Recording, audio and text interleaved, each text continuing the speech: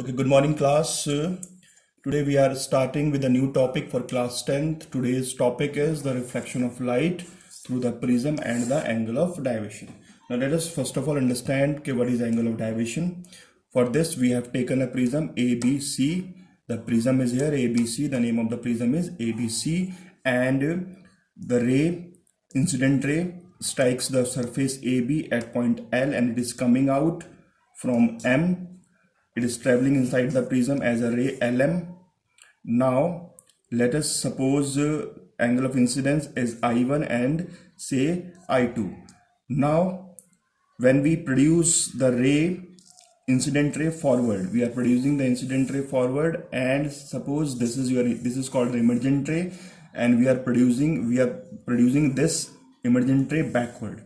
Now when we produce the emergent ray backward and produce the incident ray forward, then at a point of intersection an angle is formed which is called the angle of deviation. So this is your angle of deviation. Angle QNM is called the angle of deviation.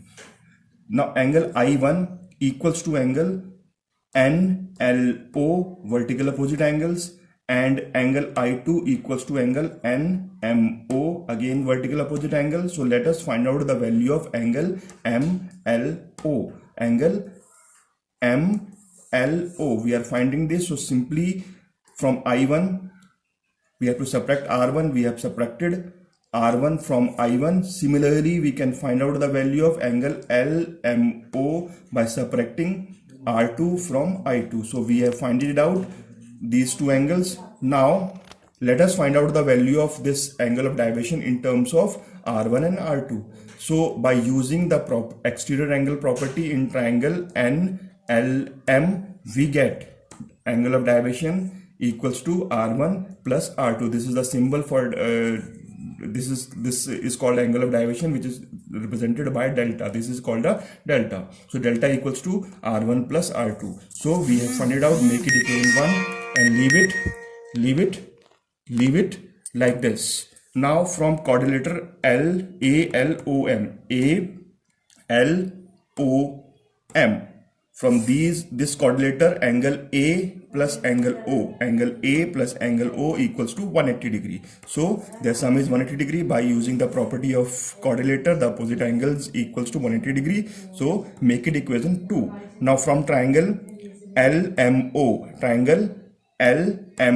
this is triangle LMO. From here we can say angle MLO plus angle O plus angle OML. So we get equals to 180 degrees. So the value of angle MLO equals to R1 minus R2. Similarly, the value of angle OML equals to I2 minus R2 and plus angle O equals to 180 degree.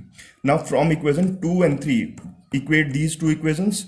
On equating them, we get angle A plus angle O equals to I1 minus R1 plus I2 minus R2 plus angle O. Angle O get cancelled with angle O. We are left with angle A equals to I1 plus I2 minus, we have taken common, R1 plus R2. So we are left with this. Now write it in the proper way. In place, now first of all, R1 plus R2, the value of R1 plus R2 from equation 1 equals to delta. So in place of R1 plus R2, we have put it delta here. So now write this equation in a proper way. Shift this delta to the left hand side. So we have shifted it. So angle A plus delta equals to I1 plus I2. This is the final answer. So this is your final answer. From here we come to the conclusion, and we can find out the factors which affect the angle of deviation. Now coming to the factors which affect the angle of deviation. The first factor is your angle of incidence. Second factor is angle of the prism. The third factor is the metal of the prism. Now first of all, come to the angle of incidence. Now coming to the angle of incidence, now this is the graph which I have drawn for you. Here it is this is the angle of incidence taken on the x-axis and angle of deviation taken on the y-axis. We have taken this. Now in the beginning, when we are increasing the angle of incidence, on increasing the angle of incidence, my angle of deviation is continuously decreasing. So in the beginning, when we increase the angle of incidence, the angle of deviation decreases. It comes to the limiting value, or it's come to the minimum value, which is called the minimum deviation point.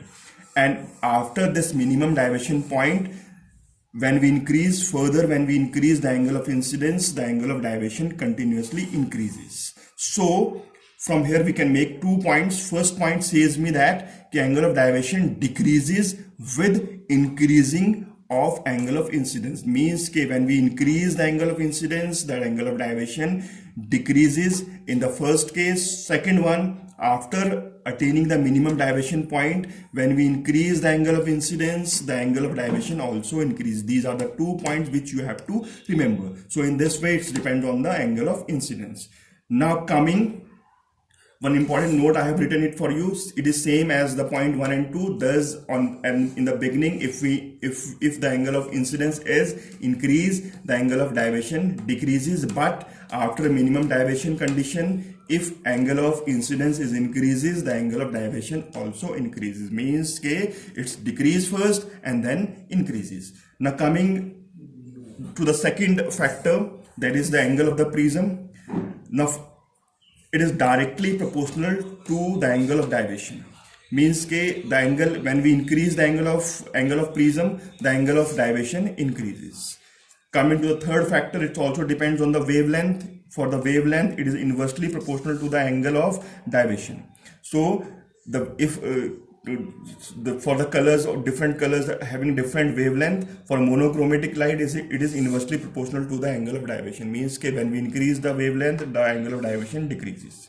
Coming to the refractive index, it is directly proportional to the angle of deviation. Means that when we increase, we are talking about the material, these are the material.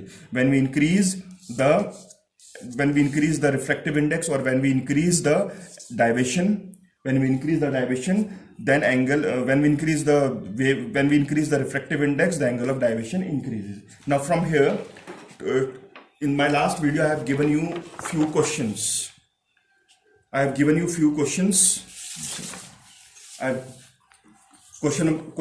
Hopefully question number 1 you have done.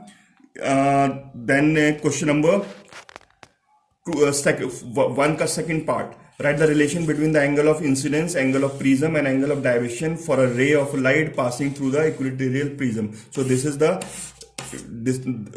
derivation, that the derivation we have done. We have done the factors which affect, and the relation we have found out in the derivation. The result of the derivation is the answer for this question. Then question number 3. Draw the ray diagram to show the refraction of monochromatic ray through a prism when suffer minimum deviation. So this question we have covered it today. So do these questions, and in the next video we discuss the refraction through the lenses. Don't miss the videos. Keep on watching them. They are very important, and keep on making the notes. Okay, I will check it when the school reopen. Thank you.